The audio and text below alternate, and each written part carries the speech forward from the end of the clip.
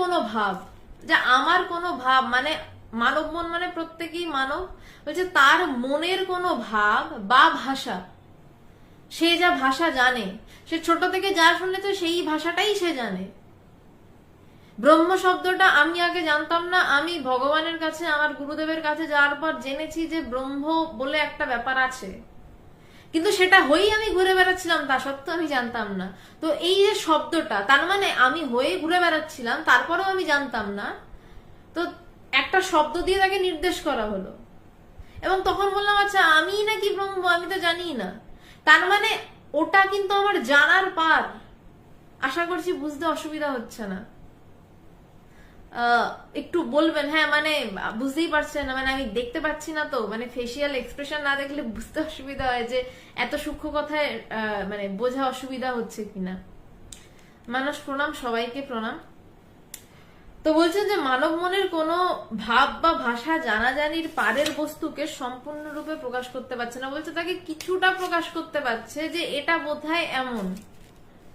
বারবার আগের দিন আমি রসগোল্লার উদাহরণ দিই, কারণ আমি রসগোল্লা খেতে খুব ভালোবাসি, তাই জন্য রসগোল্লার উদাহরণ দিয়েছি।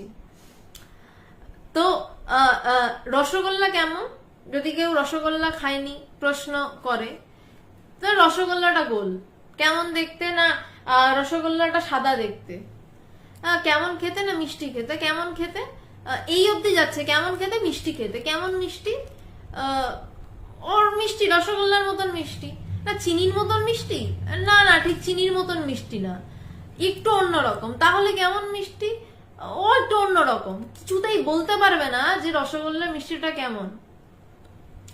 সে এই অবধি যাচ্ছে, রসগোল্লা সাদা গোল মতন দেখতে, রসে চুবানো থাকে। আর যারা জানাচ্ছেন যে ঠিক আছে, থ্যাংক ইউ শর্মিষ্ঠা দি, Ishita, thank you so much, মানে আমি একটু বুঝতে পারছি যে অসুবিধা হচ্ছে না আর কি। তো বলছে যে কোনোভাবেই সম্পূর্ণরূপে প্রকাশ করতে পারছে না, কিন্তু এই শাস্ত্র সমস্ত কিছু রসগোল্লার মতনই, এটা গোল, এটা রসে থাকে, এই অবধি যেতে পারছে। বলছে তিনি রস বৈশ্য, এটা এখানে নেই, এটা শাস্ত্রে বলছে যে ব্রহ্ম কেমন, না তিনি রস বৈশ্য, তিনি রসে টইটুম্বুর। কিন্তু কি সেটা কোনোভাবেই আমার মানে অ্যাকচুয়ালি আমি প্রকাশ করি কি দিয়ে, আমি প্রকাশ করি আমার ভাব দিয়ে, আমার ধারণা দিয়ে, আমার ভাষা দিয়ে।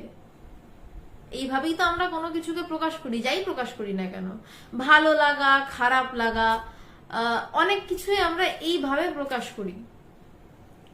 কিন্তু ওই ভালো লাগা খারাপ লাগার পারের বস্তু, যে ভালো লাগাতেও রয়েছে, যে খারাপ লাগাতেও রয়েছে, যে ভালোবাসাতেও রয়েছে, যে ঘৃণাতেও রয়েছে,